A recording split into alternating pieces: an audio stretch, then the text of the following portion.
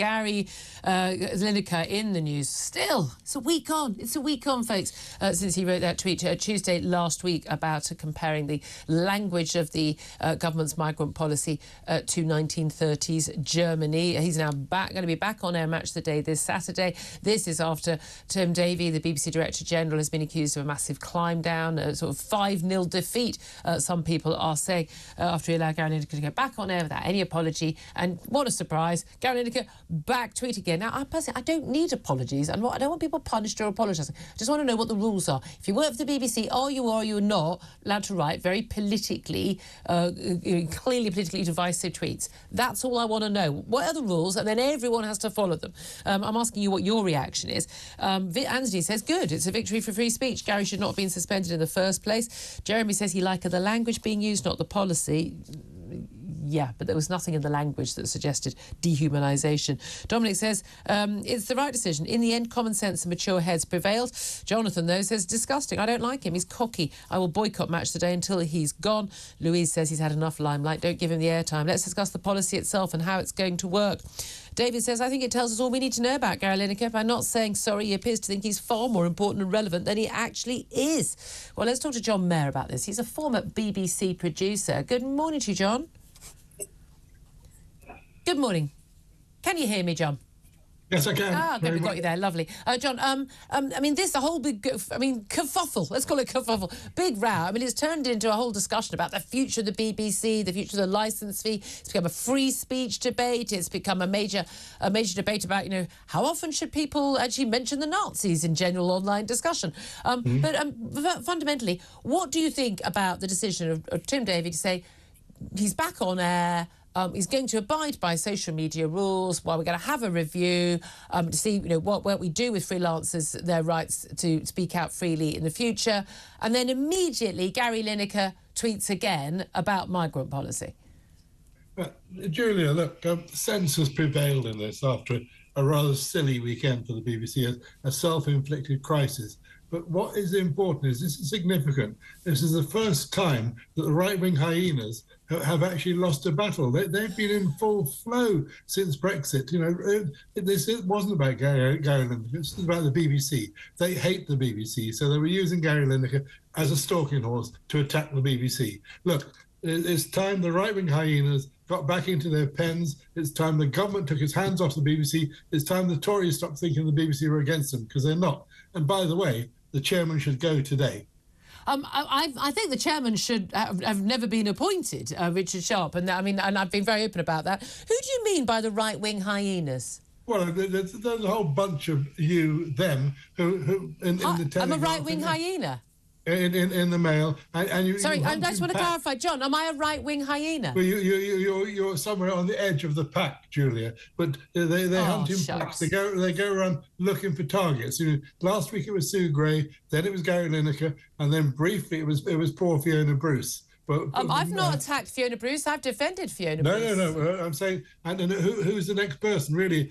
Actually, well, the interesting thing is, John, as someone who's apparently on the edge of the pack of right-wing hyenas, one of the things I fight against and repeatedly do on this show and on social media is argue against this pack mentality of going for people and demanding that people retract what they say, get punished for what they say, get censored, get sacked for what they say, and whether I agree with people or not. And I've been very open. I don't want Gary Lineker sacked from the BBC. I totally agree with you, Julia. But I'm saying I don't want Gary Lineker sacked from the BBC. I enjoy watching him on the BBC. I want him to abide by the rules of the BBC and his contract with the BBC and what most other people in the BBC seem to regard as the rules, which he flouted, and him not being bigger than that and being able to do that. This is the thing. The BBC, when you say things like right-wing hyenas and it's all about Brexit and all of that, you actually expose the thinking among so many people at the BBC. You actually just expose that yourself. You say the BBC is not against people. Well, it is. It is against the Tories, isn't it? Look at the right-wing hyenas today. Look at the Tory MPs. Look at Craig McKinley. Look at other Tory, of whom nobody's ever heard and nobody will ever hear again.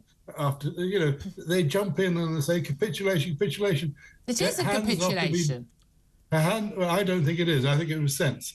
Hands off the BBC. Time for the Tory government. We've had years of Nadine Dorries talking rubbish about the BBC, and Boris, time for the government to pull out and say, look, the BBC belongs to the people. It doesn't belong to us. It's not for us to influence it. It belongs to the people. But that's the whole point, isn't it? And that's why the BBC and its prominent stars and its news and political staff, I think everyone's agreed the news and political staff need to be studiously politically neutral. No one knows how Chris Mason, the political editor, or Laura Kunsberg, previous political editor, no one knows how they vote, what their political views are. I know them, and I don't know what their views are.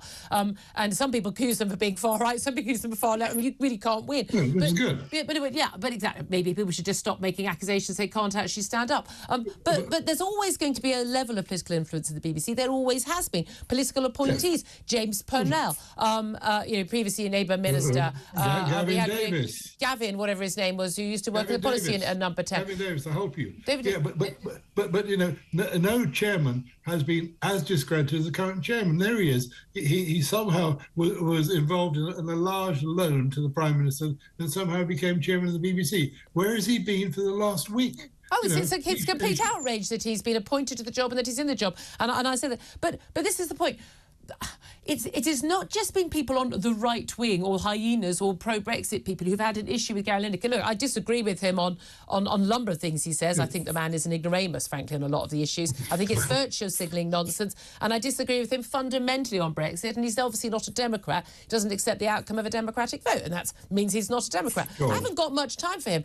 I don't want him silenced. I don't want him censored. I just want him to obey his contract at the BBC. This is the key thing. For a lot of people, they say that, and I would agree with them, that actually he's only able to speak out and do these things and say these things because he has acceptable views at the BBC. If someone was at the BBC presenting a weekly show who offered the opposite point of view, if Gary Lineker, for instance, had tweeted, really, really support this government migrant policy, I think it's a really good policy, there would be the same people who had been defending him in the last week. Yes. They'd be calling for him to go. Left-wing hyenas, left-wing hyenas, right-wing hyenas.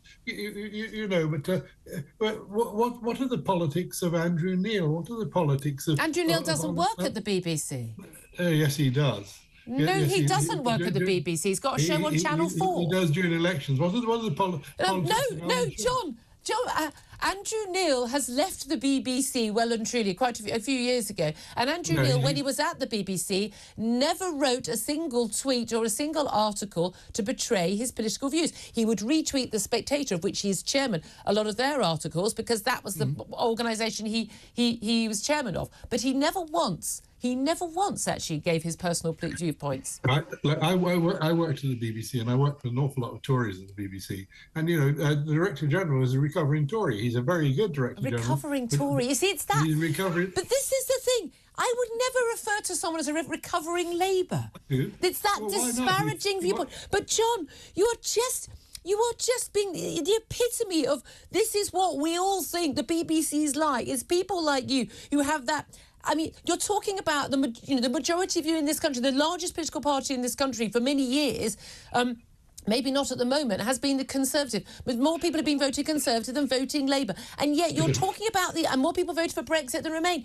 You're talking about these people as if they're ignorant, educationally subnormal, immoral people. Have you seen the Times this morning? 75% of people think the BBC was right to restore Gary Lineker. Doesn't mean they thought he was right to have written the tweet. No.